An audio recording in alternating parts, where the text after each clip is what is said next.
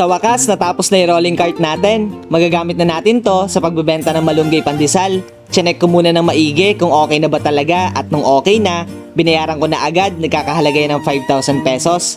After nyan, eto, nilalabas na namin ni kuya. Nakakapanibago kasi hindi naman ako madalas gumamit ng motor na may sidecar. Bago dumiretso pa uwi ay nagpagasolina muna ako. Full tank, bali 20. Katabi lang kasi ito ng welding shop kaya pinagasolinahan ko na. Habang papunta nga dito ay pinapakiramdaman ko din kung may kakaiba ba habang dinadrive, pero wala naman. Kaya umuwi na din kami agad at pinark dito sa nilinisan naming parking area niya.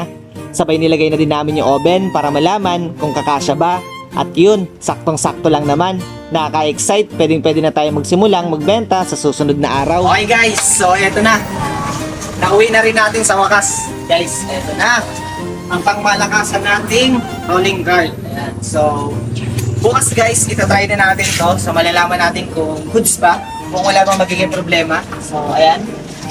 Okay, kailangan lang ng konting linis. Tapos, gagamitin na natin siya. First day tomorrow. Let's go! Hey guys, good morning. So, andito na tayo guys. Ito yung first na biyahe nitong first gamit natin itong rolling cart. So, today is another day. May sponsor na naman tayo guys. Sir Philip. Yan, maraming salamat po. Ililibre natin mamaya guys yung mga sikad or mga pedicab driver guys dito sa amin sa lugar natin. So, kaya ngayon guys, samahan niyo ako. Ibabalot na natin yung pamamigay natin sa kanila. Let's go. Maraming salamat Sir Philip Sir Dan sa pag-sponsor ngayong araw. May mapapasaya na naman tayo mga customer. Kaya eto, nire-ready ko na yung mga ibibigay natin mamaya. Para if ever na sabay-sabay sila darating is may nakaredy na para ibigay. Tapos may mga customer na din tayong dumating. Eto, may pedicab na. Sabi niya, babalikan niya na lang daw. At nung medyo lumiwanag, bumalik na si kuya. Eto na siya. Salamat ba? Salamat. Okay. Para ninyo. Salamat. Sige. Salamat. Salamat. Yeah. Dali lang na. Libre lagi. Salamat. Thank you. Sige na. Salamat. Salamat kayo sir ha. Sa pagdisal. Salamat sir. Salamat boss. Sige. Salamat. Hindi lang mga pedicab driver yung nabigyan natin, pati na rin mga tricycle driver. Sabi kasi nila, konti na lang daw mga pedicab ngayon, karamihan puro mga tricycle driver na.